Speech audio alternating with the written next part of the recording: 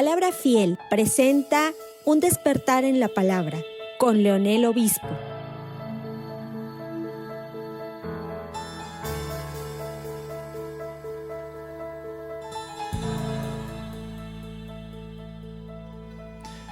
Ok, hoy nos toca ver el tema 44 y el tema 44 es el título: El Evangelio ablanda a unos y endurece a otros. Si usted tiene la forma de escribirlo, de llevar una secuencia, hágalo, porque eso es bueno.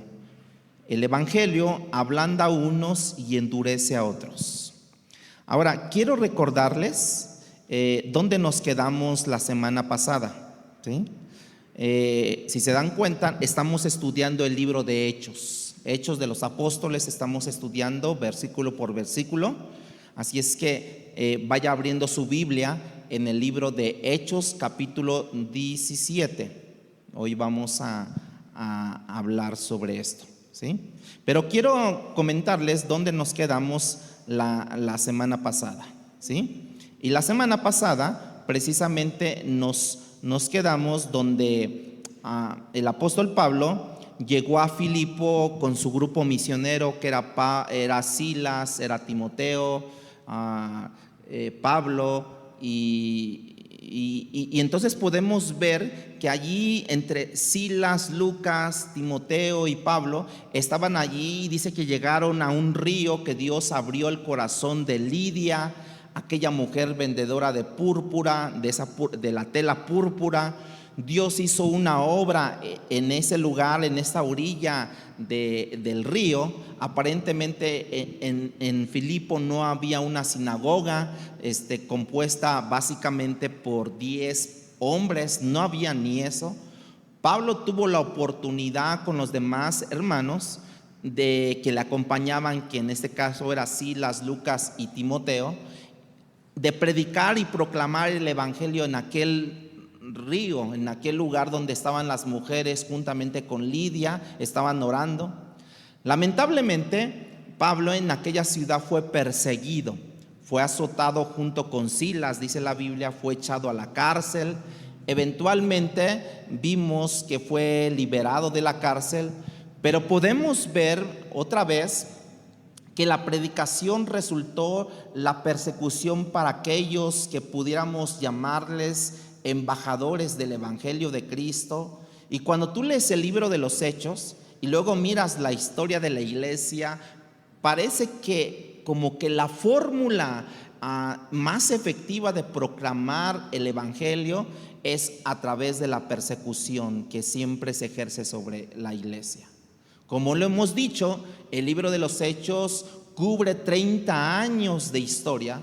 A lo largo de esos 30 años de historia, cuando observamos lo que pasó en cada ciudad, tenemos que llamar a eso un avivamiento. Y ese avivamiento se produjo por medio ¿de qué? De la persecución.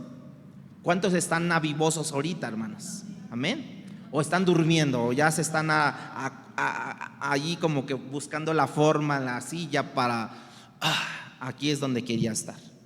2000 años han pasado, hermanos, y hay lugares donde están en las mismas situaciones de persecución. Hay torturas, hay encarcelamientos, hay persecución. Por ejemplo, en China, en una parte de Corea del Norte, no pueden hablar públicamente lo que es el Evangelio. O sea, hay muertes por causa del nombre de Cristo. Algo que él mismo mencionó antes de irse al cielo. Jesucristo les dijo: ustedes recibirán persecución, ustedes recibirán muerte incluso, pero confíen en mí, que yo estoy con ustedes. Y con eso quiero hacer una pregunta en lo que voy relatando ahorita.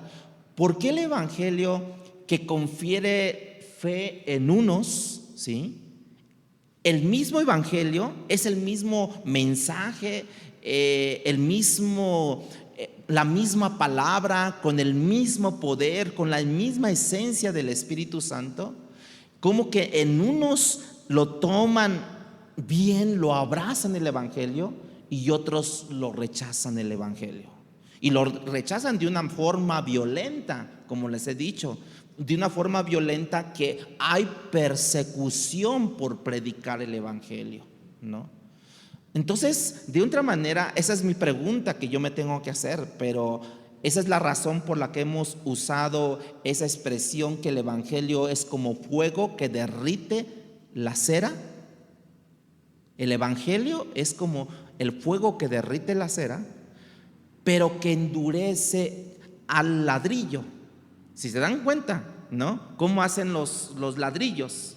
Los meten por fuego y los endurece. Pero si tú metes la cera, la ablanda, la derrite, ¿no? En el caso de esto en particular, depende de cuál es la sustancia que está siendo expuesta al fuego, al calor, es como va a funcionar. O se endurece o se ablanda, ¿verdad? En cierta forma, humanamente hablando, con una visión terrenal, nosotros pudiéramos decir que el evangelio produce reacciones distintas, ¿sí? De forma tal que los corazones que son de piedra son ablandados. Ezequiel dice que Él nos dará un nuevo corazón y un corazón de carne, ya no de piedra. Ya hay corazones de piedra que son todavía endurecidos, todavía aún más, a causa del calor que están expuestos por la palabra del Señor. Entonces imagínense, todos nosotros antes de venir a Cristo teníamos un corazón duro de ladrillo, de piedra. ¿Qué es lo que pasó con Lidia? Que Dios tocó el corazón de Lidia, abrió el corazón y por eso pudo entrar, ablandó el corazón de Lidia para que entrara la palabra. Pero en otros produce que siendo piedra aún se vuelven más fuertes a piedra, ¿sí? ¿Por qué? Por la predicación del evangelio. ¿A poco no les ha pasado? Usted predica a sus amigos, a sus familiares y te dicen, no, estás loca, no, que estás loco tú, no, que ya no me hables porque si me sigues hablando se rompe esta relación, se rompe todo eso. ¿Sí o no? ¿Ha pasado eso? ¿Qué pasa ahí? Mientras otros dicen, no, ¿sabes qué? Sígueme hablando. Tienen esa hambre, tienen esa necesidad. Están haciendo ¿qué? Ablandados por la palabra de Dios. Mientras para otro grupo está siendo más piedra, más fuerte esa piedra a causa de la predicación. La pregunta es, ¿qué causa esas reacciones tan distintas en esos tipos de corazones o en esos tipos de tierras? Y la respuesta tiene un componente humano y tiene un componente divino a esta respuesta. Nosotros creemos, afirmamos, proclamamos, enseñamos que la salvación es enteramente del Señor desde la A hasta la Z. De nosotros no depende la salvación cuando nosotros predicamos la palabra. Depende la salvación del Señor. Sin embargo, Cristo enseñó que a la hora de escuchar la palabra, la condición tiene que ver mucho la condición del terreno donde la semilla está siendo sembrada o está cayendo la semilla. Tiene algo que ver con la relación y el fruto final de esa semilla. Y podemos escuchar eso claramente cuando Jesús expone la parábola del sembrador, los diferentes terrenos donde la palabra, donde la semilla iba a caer. Usted apunte nada más, la cita es Mateo capítulo 13, no lo vamos a leer, pero yo voy a resumirlo. Y Jesús empieza a explicar esto de los terrenos, de los diferentes terrenos que hay. Y de esto habló Cristo. Dice que una persona que oye la palabra y no la entiende, y entonces como no la entendió, el maligno, Satanás, aprovecha la oportunidad y le arrebata la semilla que fue sembrada en su corazón porque no la entendió, de manera que a la hora de explicar la parábola, ¿sí? Cristo entiende que el terreno donde cayó esa semilla es equivalente al corazón del hombre, ¿sí? Y eso es lo que explica Jesucristo en Mateo capítulo 13. Y en esto que no entendió esta persona el evangelio o la semilla que llegó a su corazón como el terreno, viene el enemigo y le arrebata la semilla que fue sembrada en su corazón, no en el terreno, estamos hablando del terreno, pero en realidad es el corazón, ¿sí? Luego, el lugar donde es expuesta esta palabra del Señor o esta semilla en el corazón, muchas veces cae esta semilla, cae en terrenos pedregales, ¿no? Dice, y como cayó en pedregales, pues esa semilla no tuvo raíz profunda porque cayó entre las piedras. Y como no tuvo una raíz profunda, cuando llegó la aflicción, cuando llega la persecución, cuando llegó la escasez, cuando llegó el desánimo, tropieza y cae esa persona, ¿sí? Su fe no le da para continuar adelante. Es como Judas, que todo iba bien, él era el administrador, él era el tesorero de la iglesia, del grupo de ellos, hasta que vino la persecución, tropezó y dice la Biblia que cayó. Hay un tercer terreno, donde la semilla que cae entre espinos, que resulta que esta persona tiene preocupación del mundo, tiene aparte de eso el atractivo de las riquezas del mundo, que precisamente ahogan la palabra sembrada, y entonces se queda sin fruto esa persona, porque los atractivos de este mundo, las preocupaciones de este mundo ahogaron la palabra. ¿Qué quiere decir? Que fue más la preocupación, que fue más la necesidad, fue más que ahogó la misma palabra. Hay un cuarto grupo, un cuarto hombre que Cristo usa como ejemplo, donde Él dice que esa semilla cayó en tierra buena. Recuerda que la tierra es el terreno que representa el corazón del hombre, y que esa persona produjo frutos y dio al 100 por 1, al 60 por 1, al 30 por 1. Esos son creyentes, pero que aún entre estos creyentes, yo diría que en cada enseñanza, en que la enseñanza o la palabra es plantada en sus corazones, en unos produce más frutos que en otros produce, ¿no? Y hay un elemento que yo les decía, un elemento divino y un elemento humano que tiene que ver con la disposición que yo tengo cuando yo escucho la palabra del Señor. ¿Ya vieron cómo están los dos elementos? El elemento divino, que está expuesta a la palabra, pero también el elemento humano, que tan yo estoy dispuesto a escuchar la palabra. ¿Dónde está mi mente ahorita? ¿Dónde está mi mente ahorita? ¿Aquí está mi mente? ¿Está en la palabra del Señor? ¿O está en cómo me voy a ir? ¿Qué voy a comer al rato? ¿Qué voy a dar de comer? ¿A dónde voy? ¿A qué plaza vamos a ir? No, mejor acá, mejor allá, y tanta cosa. No, que ahorita que llegue a la casa le voy a hablar a mi comadre, que ahorita, o sea, ¿dónde está mi mente? Y ahí es donde estamos hablando de un corazón dispuesto para yo escuchar la palabra. ¿Dónde está mi corazón? ¿Dónde está mi voluntad? ¿Dónde está su voluntad? ¿Qué están pensando ahorita ustedes? ¿Están reflexionando en lo que estoy diciendo? ¿O están pensando en qué van a hacer saliendo de aquí? ¿O en los pendientes que dejaron en su casa? ¿O en los pendientes que vienen en la tarde? ¿Qué están haciendo esto? Y eso yo creo que muchas veces es lo que hace que el mismo sermón, hermanos, produzca en unos frutos de entusiasmo, de motivación, y otros salgan diciendo del sermón: no me llegó el mensaje. Como que le faltó feeling al pastor, como que le faltó estudio, le faltó teología, hermenéutica y apologética al pastor, ¿no? La misma palabra, el mismo espíritu morando en el interior de cada uno de nosotros que estamos aquí. Pero ¿qué creen? Unos se duermen y otros están despiertos. Unos atienden a la palabra de Dios y otros desatienden a la palabra de Dios.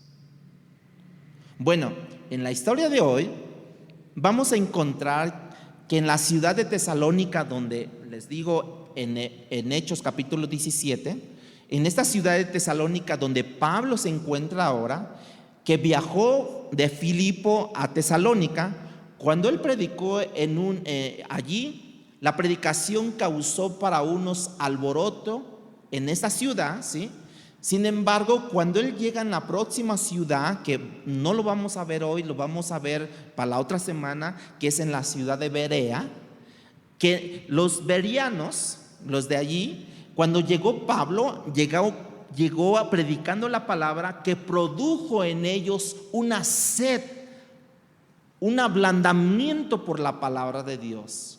Pero en Tesalónica produjo un alboroto tremendo, pero no un alboroto sano, sino un alboroto en contra, una persecución en contra de Pablo, Timoteo, Silas, ¿sí? Y entonces el mismo evangelio, hermanos, el mismo mensajero, el mismo Dios, el mismo que inspiró la palabra de Dios, ahora en unos produce alboroto y en otros produce hambre por la palabra del Señor. Hay un elemento sobrenatural, vital, y que el Espíritu Santo aplica la palabra directamente al corazón y a la mente cuando esa persona escucha la palabra. Y el Espíritu Santo es quien produce la regeneración. No es el mensajero, es el mensaje, la palabra de Dios, que produce esa regeneración en todo lo que tenga que ver con el hombre, desde la A hasta la Z de su vida. Pero ¿qué tanto estamos dispuestos a escuchar la palabra? Yo les voy a dar un tip para que usted no se duerma, para que usted no piense otra cosa. Mire, tráigase su pluma, tráigase su lápiz, tráigase su cuaderno y empiece a anotar. Acuérdense que la mejor memoria que puede tener un hombre es la punta de un lápiz, es la punta de una pluma, es la mejor memoria. Así es que, sin embargo, regresando al tema, la condición del corazón, y más cuando lo pensamos cuando pensamos en el creyente, tiene que ver mucho con el fruto que la palabra predicada, ¿sí?, y enseñada va a producir como un elemento vital en el ser humano. ¿Qué tanto va a producir en nosotros? De hecho, hoy mismo la palabra que habrá de predicarse o que estoy predicando va a tener un efecto distinto en muchos de ustedes. Es cierto que el Espíritu Santo lo está aplicando de manera diferente a la vida de cada uno, pero va a traer reacciones diferentes. Usted puede hablar con su esposa, su esposo, en su casa al final de la reunión y le diga: oye, ¿cómo viste la predicación? No, pues yo lo vi así. Ah, sí, pero mira, yo lo vi desde este punto de vista. O sea, hay reacciones diferentes según el Espíritu Santo está tratando en cada vida diferente de ustedes. Ahora este grupo, hermanos, regresando, este grupo misionero se dispone a viajar a la ciudad de Tesalónica. La estrategia de Pablo fue predicar el evangelio de Cristo a donde él llegaba. Predicando él, su estrategia fue predicar a las grandes ciudades, para que allí entonces esas ciudades grandes se encargaran de predicar alrededor de esas ciudades grandes en las comunidades más pequeñas. Esa fue la estrategia de Pablo y de todos los misioneros.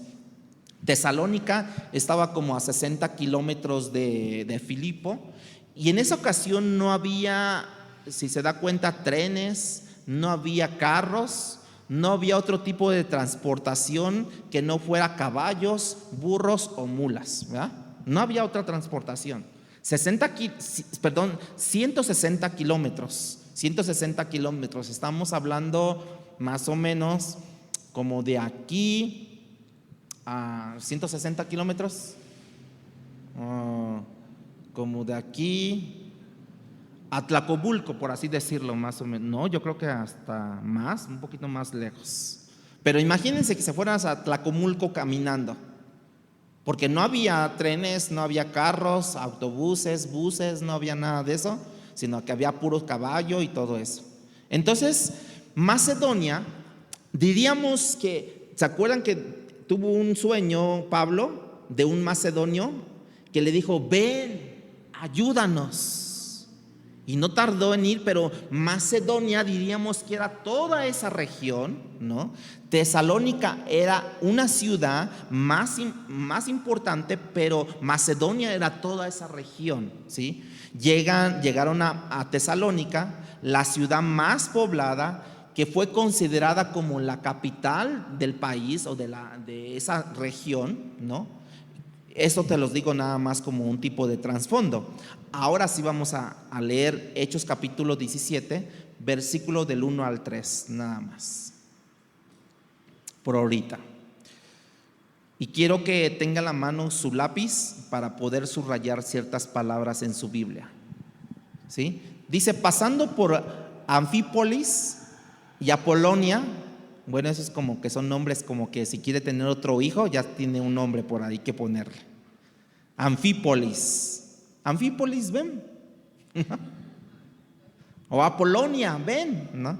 Dice que llegaron a Tesalónica, donde había una sinagoga de los judíos. Y Pablo acostumbraba, ¿sí? Fue a ellos y por 3 días de reposo discutió con ellos, declarando y exponiendo por medio de las escrituras que era necesario, subraye la palabra necesario, que el Cristo padeciese, subraye padeciese, y resucitase, subraye resucitase, de los muertos, y que Jesús, a quien yo os anuncio, decía él, es el Cristo. Vamos a abordar el texto un poco distinto, lo vamos a estudiar hasta el versículo 9, ¿sí? Pero voy a hacerlo distintamente ahora el sermón. Voy a exponer de una manera distinta y voy a cuestionar el texto. Y esa es una forma sencilla. Si tú no sabes nada de hermenéutica, de exégesis, nada de esas cosas, ¿no? Lo vamos a hacer de una forma sencilla, como Cristo lo hizo, de una forma parabólica, ¿no? O de una forma de parábolas, ¿no? Comparaciones, analogías y demás cosas. Así es que la primera pregunta, el primer cuestionamiento que yo hago al texto que vamos a leer y al que ya leímos es: ¿dónde comenzó a predicar Pablo? Esa es la primera pregunta, apúntela, porque vamos a responderlas. ¿Dónde comenzó Pablo a predicar? Segundo, ¿cuál fue el método de enseñanza que Pablo usó? ¿Cuál fue el método de enseñanza que Pablo usó? Tercero, ¿cuál fue la fuente de autoridad a la que Pablo apeló? ¿Cuál fue la fuente de autoridad a la que Pablo apeló? Cuarta, ¿cuál fue el centro o la columna vertebral de su predicación? ¿Cuál fue el centro o la columna vertebral de su predicación? Y por último, el 5, ¿cuál fue el resultado de la predicación? Nada complejo, ¿verdad? Nada gramático, histórico, preguntas sencillas y que vamos a profundizar en responder estas preguntas. Pablo va a Filipo, de Filipo a Tesalónica, y pasa por 2 comunidades, ¿verdad? Que ahí dice Anfípolis y Apolonia. Pero no se detuvieron allí, el texto no dice por qué, no se pararon allí, no sabemos el por qué, no evangelizaron. Recuerda que también la predicación es dirigida soberanamente, donde el Espíritu mismo en alguna ocasión le dijo a Pablo: no entres allí, ¿no? O sí entra allí, o a través de sueños, o a través de X situación. Dice que llegaron a Tesalónica. Entonces la primera pregunta que hice: ¿dónde inició Pablo la predicación del evangelio? Bueno, entendemos que fue en Tesalónica, pero entendemos primariamente que él comenzó su predicación en la sinagoga de los judíos, como él estaba acostumbrado. Para que entendamos, la sinagoga era un lugar donde los judíos se reunían cada día de reposo, o sea, cada sábado se reunían allí, ¿sí? El texto no nos dice que es, bueno, más bien nos dice que era su costumbre de Pablo, porque Pablo estaba honrando lo que dice, lo que escribió en Romanos capítulo 1, versículo 16, que el evangelio es el poder de Dios para salvación al judío primeramente y también al griego. Entonces era de primaria tener esa oportunidad de Pablo a las regiones donde él llegaba en buscar una sinagoga, porque dice primeramente al judío y después al griego. Quería predicarles la palabra. Así es que se insertó en esa sinagoga y dice que por 3 semanas o por 3 días de reposo estuvo predicándoles a ellos. Ahora Pablo inicia en la sinagoga en esa ciudad como era costumbre, como el texto nos dice. Claro que sería como lógico comenzar por la sinagoga, porque en la sinagoga era un lugar donde se reunía mucha gente en los días de reposo, y como que era una concentración muy fuerte de personas, y que él iba a aprovechar estar en la sinagoga para que les empezara a predicar sobre el Antiguo Testamento, de lo que ahora en el Nuevo Testamento, bueno, ahora en su tiempo se había manifestado, se había cumplido lo que ellos cada sábado estudiaban del Antiguo Testamento, de la Torá, de la ley de Moisés y de todo lo que ellos estudiaban. Pablo en esta ocasión les ayuda a ver en dónde se encuentran ellos en la actualidad, qué es lo que está profetizado en el Antiguo Testamento, qué es lo que se está cumpliendo o lo que ya se cumplió para cuando Pablo está predicando específicamente, y resume y acuña esta profecía del Mesías que habrá de venir, que en realidad en ese momento para Pablo ya era nuestro Señor Jesucristo. Los que acudían a la sinagoga no eran simplemente judíos, sino también griegos temerosos de Dios, que con toda probabilidad eran gentiles que se habían convertido al judaísmo, estas personas. Entonces Pablo está allí por 3 días de reposo, que son 3 semanas. Algunos dicen que Pablo solo predicó 3 semanas en Tesalónica, y si es tan cierto esto, pues la verdad que fue un hecho histórico, porque Pablo escribe a la iglesia de Tesalónica, en Tesalonicenses. No hay duda que es la mejor iglesia, Pablo lo menciona, del Nuevo Testamento. Y eso se produjo, si es que dicen los que saben, los eruditos, que no, nada más predicó 3 semanas, de verdad que fue histórico, porque él después menciona que, bueno, para mi punto de vista, que he leído un poco la Biblia, de verdad que fue la mejor iglesia. La peor iglesia, ¿cuál fue? La de Corinto. Y la mejor iglesia fue la de Tesalónica, ¿sí? Pero fue extraordinario todo esto. Algunos entienden que probablemente Pablo estuvo más tiempo allí precisamente por la calidad de la iglesia que había levantado en ese lugar. Pero como decía alguien en el pasado, saca del texto lo que está en el texto.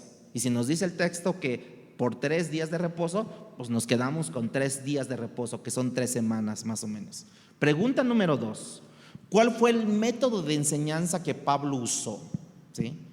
Probablemente esa debería ser nuestra metodología también para nosotros. La respuesta está en que él discutía, versículo 2, y Pablo, como acostumbraba, fue a ellos y por 3 días de reposo discutió con ellos.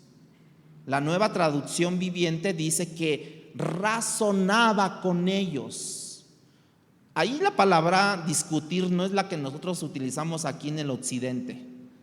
O cuando tú dices, es que discutí con él, pero no discutas, ¿verdad? Porque tenemos que discutir, para nosotros es como que pelear. Y la Nueva Traducción Viviente dice que razonaba con ellos de forma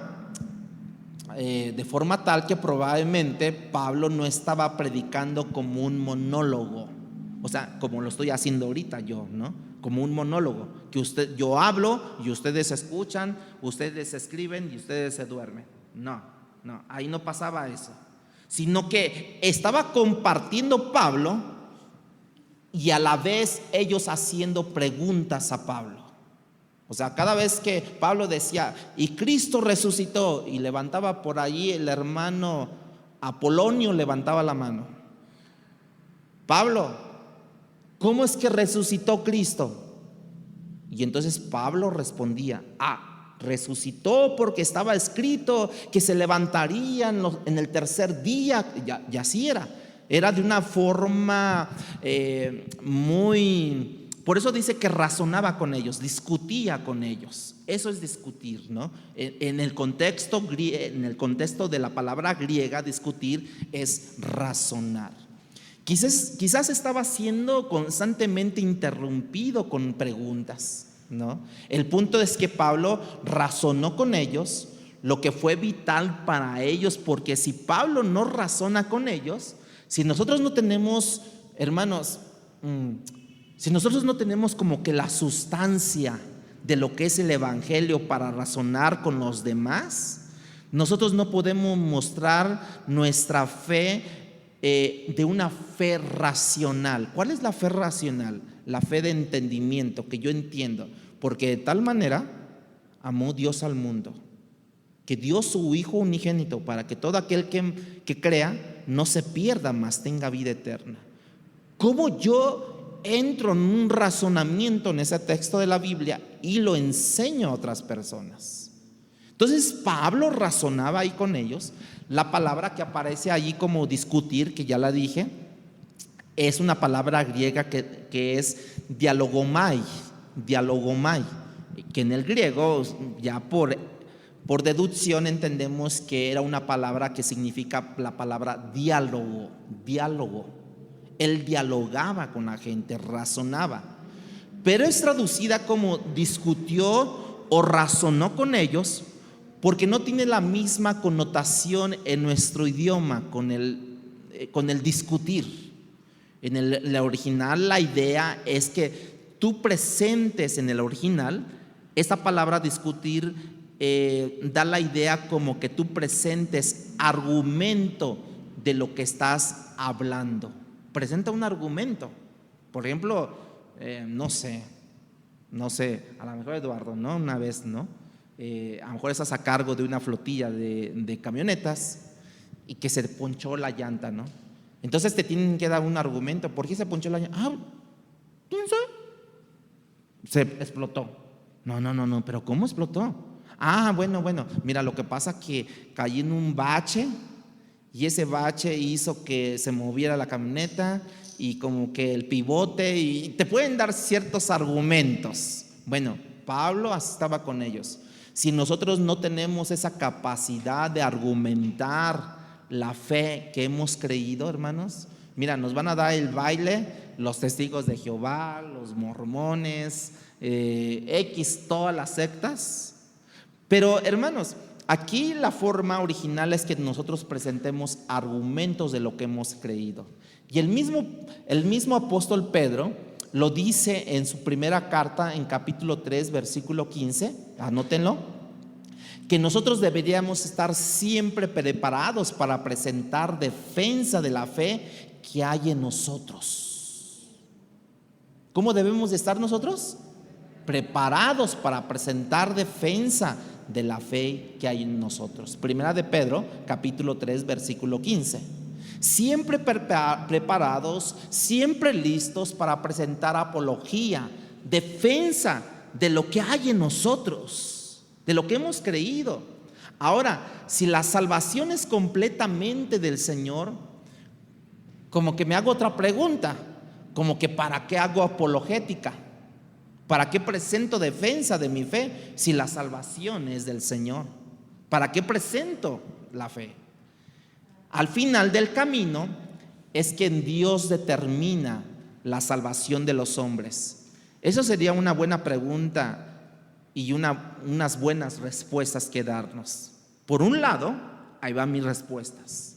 Por un lado, usa Dios en ocasiones la defensa, la apologética para convertir a algunos, de manera que la usamos como o por un instrumento que Dios en ocasiones usa para poder traer salvación a otras. ¿Se acuerdan cuando Pablo estaba ante el rey Agripa y le dice: Pablo, por poquito y me persuades con tanto argumento que tú me das? Bueno, ahí con tanto argumento que Pablo dio, no entró la salvación en el rey Agripa, porque la salvación ¿de quién depende? Del Señor. Pero nosotros sí tenemos que estar preparados, como lo decía el apóstol Pedro, para presentar defensa de lo que nosotros creemos. O sea, apologética, defensa de lo que nosotros creemos. Entonces, por un lado, hay ocasiones que al presentar defensa, Dios la usa para convertir a algunos, ¿sí? Pero al final del día, de Dios es la salvación. Número 2, como lo mencioné, debemos de tener respuestas a las interrogantes de los hombres. Porque si nosotros nos hacen una pregunta, fíjense, yo estaba viendo un comentario, un video, que un muchacho llegaba a un súper, ¿no? Y les decía, y traía un billete de 100 pesos. Y le decía a Eduardo: ¿quieres ganarte esos 100 pesos? Dime un texto de la Biblia. Y yo diría que el 99% decían: no me sé ni uno. ¿Pero qué eres? ¿Católico? ¿No te sabes ni uno? No. Y como 2 o 3 personas dijeron texto con versículo, libro, capítulo, lo dijeron así. Y todavía el muchacho le dijo: ¿eres cristiana? ¿O qué? ¿De qué religión eres? Soy cristiana. No, pues se lo llevaron fácil esos 100 pesos. Bueno, ¿qué es lo que trato de decir con esto? Que nosotros tenemos que responder a interrogantes de las personas, no quedarnos o hacer como pochos, ¿no? Los entre americanos y mexicanos, ¿no? Cada vez que quieren hablar una palabra, ¿no? O sea, hiladan una información, una palabra con otra palabra, cómo hacen todo ese desarrollo. Bueno, hermanos, todos nosotros tendríamos que tener una fe también, una fe emocional, una fe que dependa básicamente de mis emociones y mis sentimientos. ¿Qué trato de decir con esto? Que nosotros no solamente tendríamos que tener un intelecto de la palabra de Dios, sino también ser emocionales, empáticos con las demás personas y decirles: mira, la palabra del Señor dice esto. Y también emocionales, porque también vas a regañar a personas, pero también vas a consolarlas, pero también vas a llorar con ellas, pero también vas a estar con ellas en sus aflicciones, ¿no? No solamente intelectual y decir, la palabra del Señor dice así: oye, pero no sé, ahí está la palabra, y quedarte así, ¿no? Hermanos, la tercera para hacer una apelación, una apologética, es también como que para callar las bocas de los necios. En Proverbios capítulo 26 versículo 5 dice: responde al necio como merece su necedad, para que no se estime sabio en su propia opinión. Pero si tú lees el versículo anterior de Proverbios 26:4, dice que no respondas al necio. Y ahora en el 25 te dice lo contrario: responde al necio como merece su necedad, para que no se estime sabio en su propia opinión. ¿Qué es lo que nosotros regularmente hacemos, hermanos? Cuando alguien te provoca, ¿no? Y te dice: pero te dije, ¿quién sabe qué? Y tu esposa, ¿no? O tu esposo: no respondas, ¿sí o no? No digas, porque eres más sabio si callas. Y ahí estás. Pero aquí dice: responde al necio como se merece su necedad. para que no se estime sabio en su propia opinión. En realidad lo que Dios está diciendo, mira, hay necio que no vale la pena responderle, pero en otros necios hay que taparles la boca para que no siga esparciendo su necedad. Y para decir verdad, hermanos, en mi caminar cristiano, y más cuando fui estudiante de la Biblia, recibí, como no se da una idea, de tapabocas bien recibidos y bien merecidos. Yo recibí, porque yo era necio. Me decían, no, es que esto, y yo, no, es que no, es que quién sabe qué, porque venía de trasfondos diferentes, ¿no? Intelectuales. Entonces yo recibí muchas tapabocas así. La pregunta número 3, la que hicimos: ¿cuál fue la fuente de autoridad a la que Pablo apeló? Versículo 3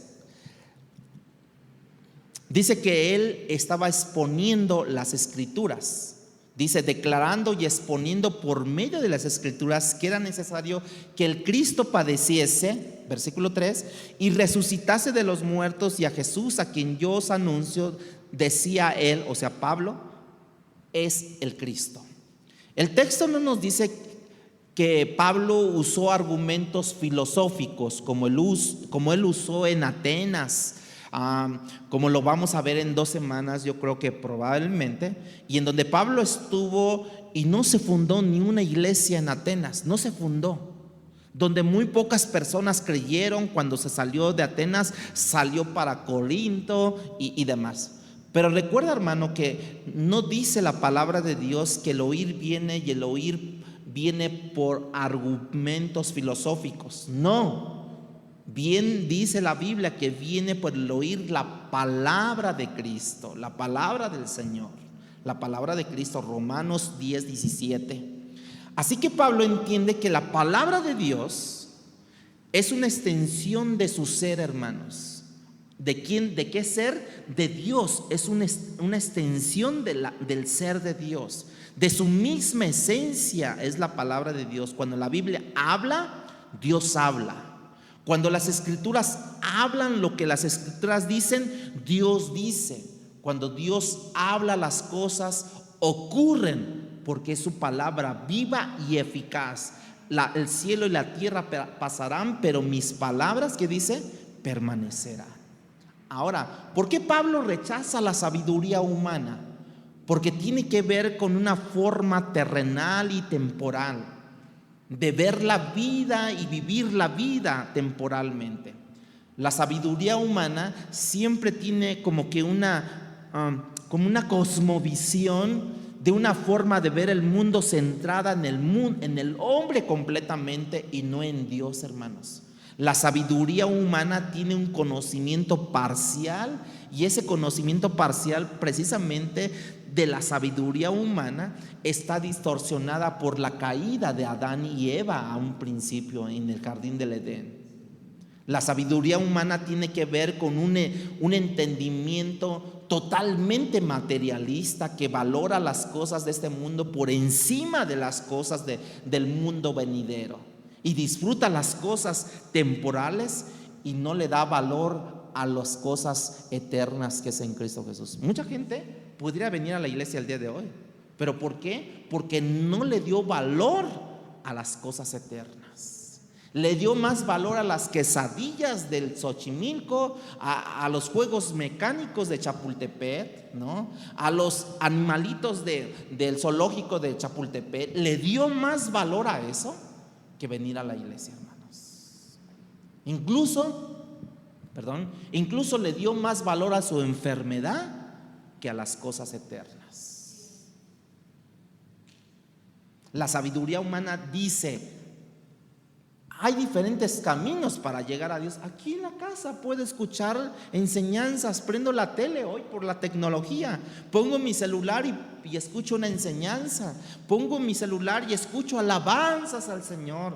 Hay varios caminos que llevan a Dios. La sabiduría humana dice: yo soy el camino, la verdad y la vida, y nadie viene al Padre si no es por mí.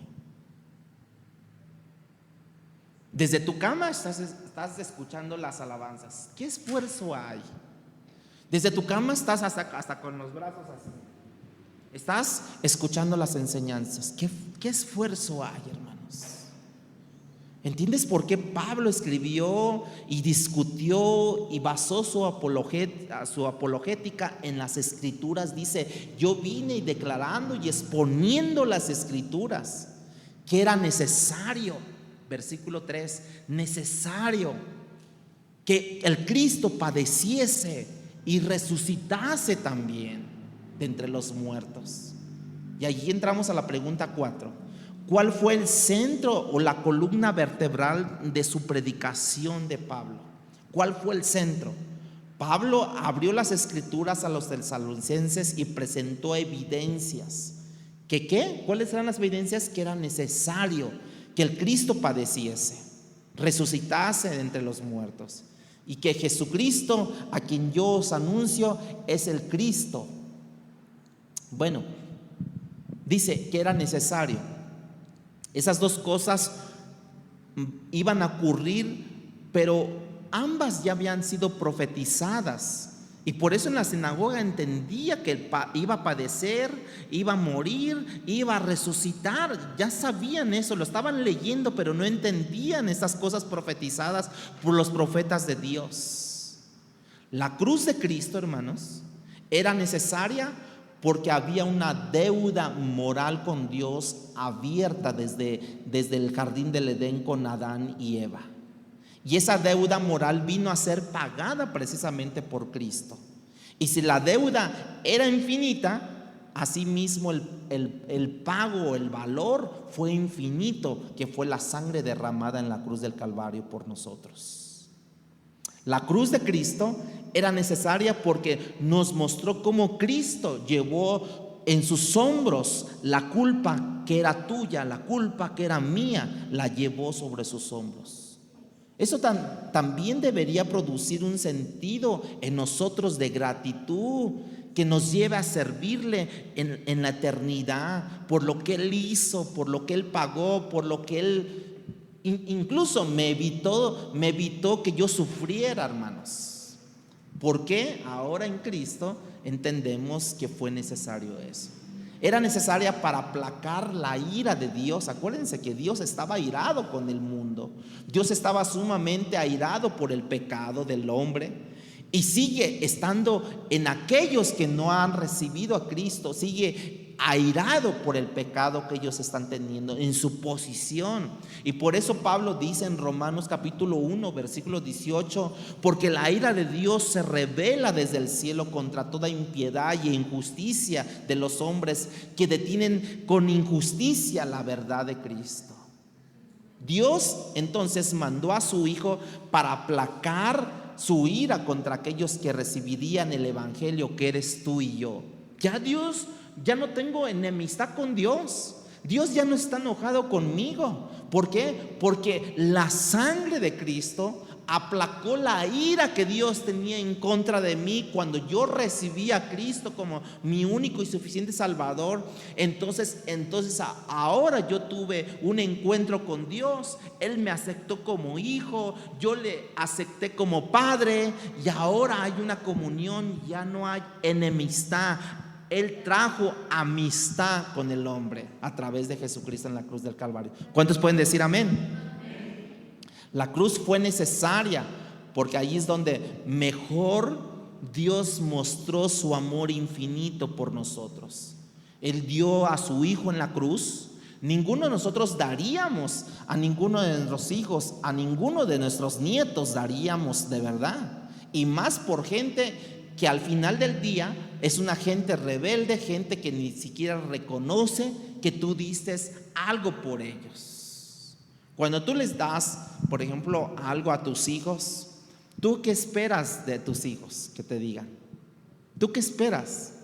Ya por lo menos, gracias papá, ¿verdad? Hay unos que son más emotivos, que dicen: papito, de verdad, muchas gracias, me concediste lo que yo quería y me trajiste, ¿no? Así como cada 6 de enero cuando éramos chiquitos, ¿no? Que ya ni nos dormíamos para ver el arbolito, para ver si llegaba el regalo que habíamos pedido, ¿no? ¿Y cuál era nuestra sorpresa? ¿No? que no llegaba, ¿verdad? Pero ¿qué es lo que nosotros entendemos ahora? Que fue necesaria esa cruz para que Cristo viniera, para que diera o mostrara a Dios su amor infinito, para que diera su vida, su Hijo Jesucristo, para reconciliarnos con Él.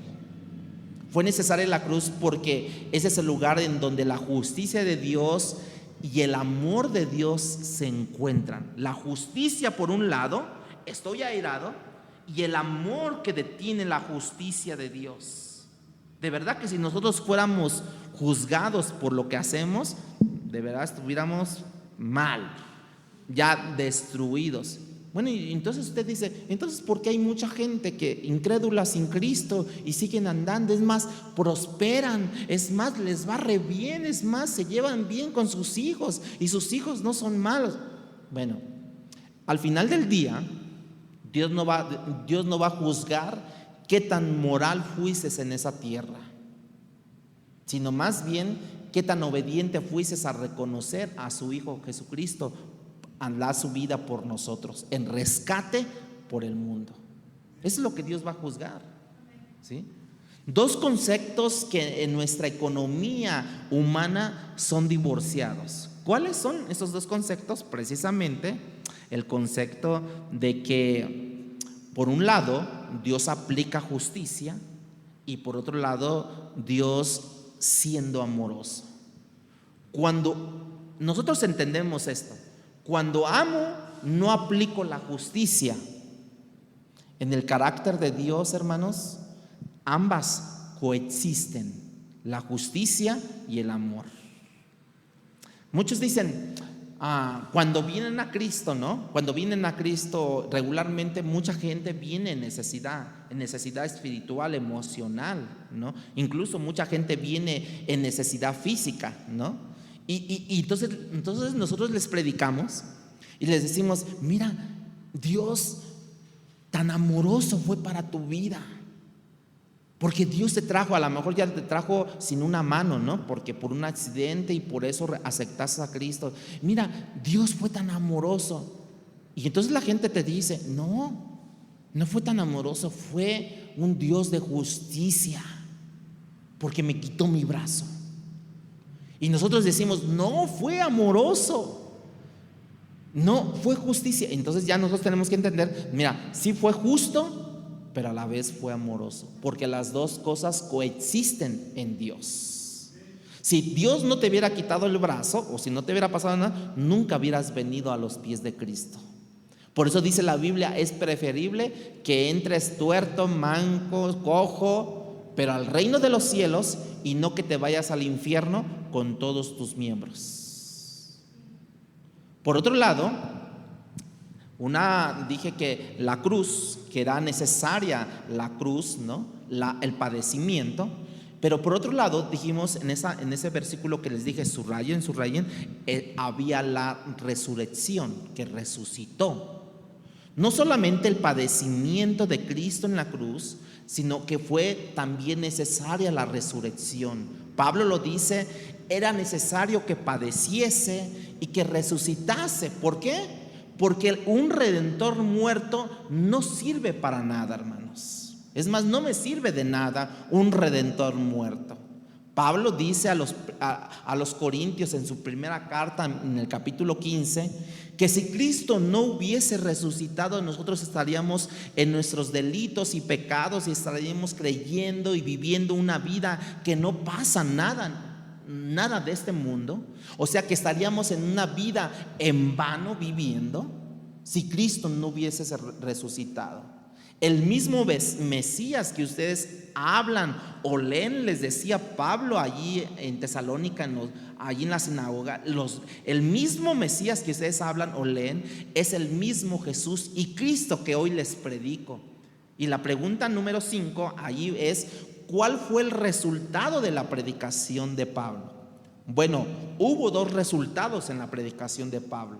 Versículo 4 dice que y algunos de ellos creyeron, versículo 4, algunos de ellos creyeron y se juntaron con Pablo y Silas y de los griegos piadosos gran número, y mujeres nobles, no muy pocas. Estas mujeres nobles, esta palabra nobles, quiere decir que eran mujeres pudientes, mujeres que estaban en un estrato social alto, y ellas fueron también, se convirtieron en el evangelio, y no eran pocas, eran muchas mujeres nobles que se juntaron.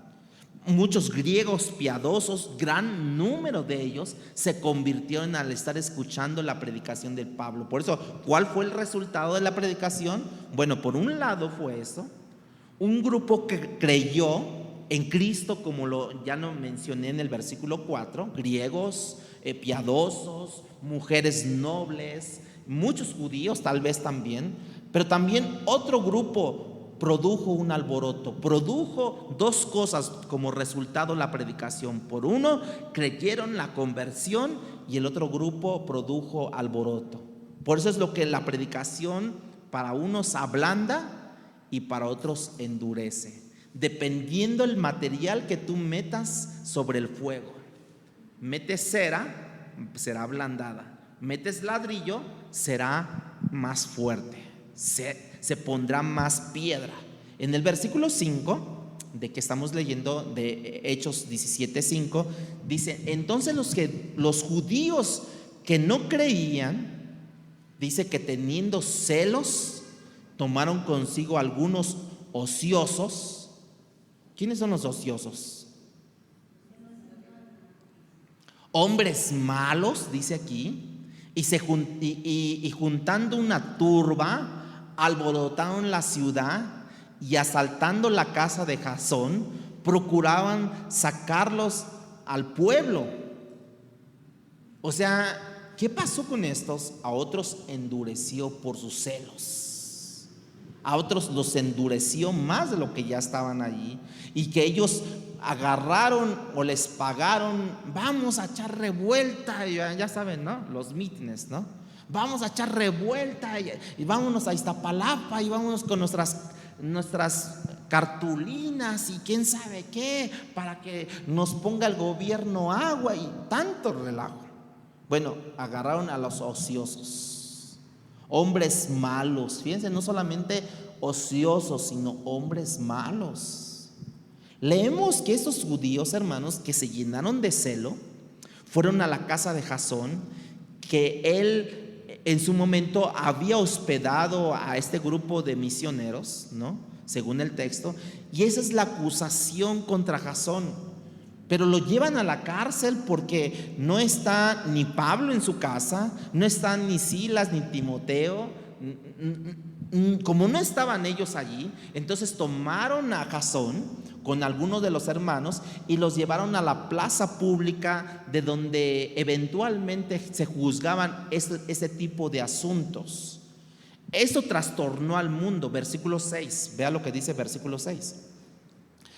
Pero no hallándoles a Pablo, a Silas, a Timoteo, a ellos, a Lucas, trajeron a Jasón y algunos hermanos ante las autoridades de la ciudad, gritando: estos que trastornan el mundo entero también han venido acá. O sea, vean lo que le están diciendo. Como no encontraron a Pablo a ellos, pues se llevaron a Jasón y a unos hermanos.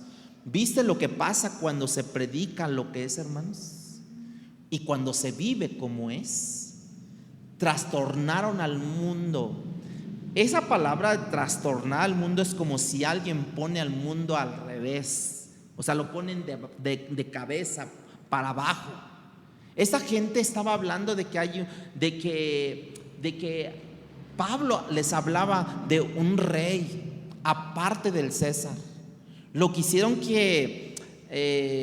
hacer como que fue un proceso más que religioso, fue un proceso político-social lo que le implicaron a Jasón y a los hermanos, porque no fue religiosa la acusación que ellos estaban haciendo, porque ellos decían, porque Pablo predica, ellos traen otro rollo, traen ellos, Pablo y los demás, que estaban poniendo a otro rey antes que a ti, César.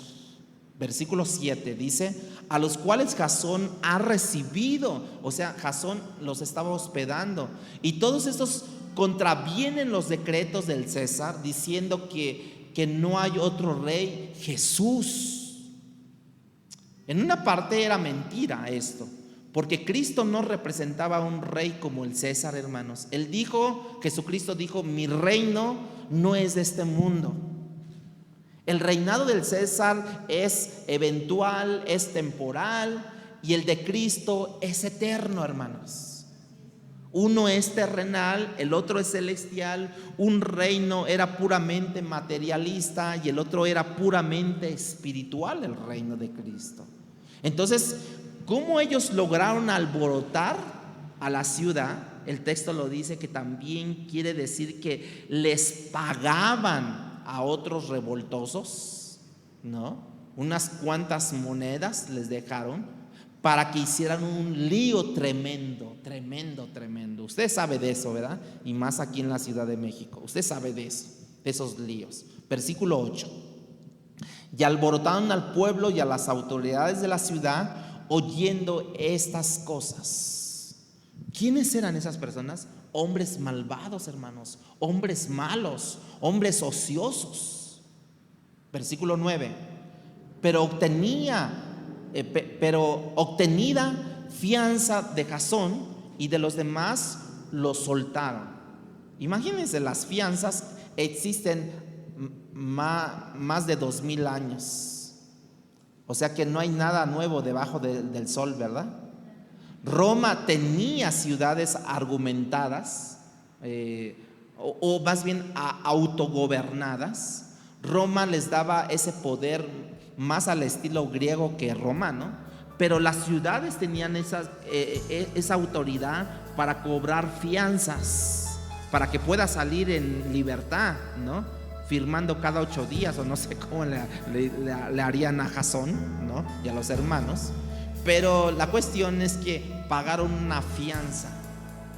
Pero ¿quién hizo un revuelto sobre todo esto? Fueron hombres malvados, hermanos. Hombres insensatos, hombres que no entendieron la verdad de Dios. Hombres que totalmente ellos se equivocaron de a quién estaban entendiendo y quién les hablaba en ese momento.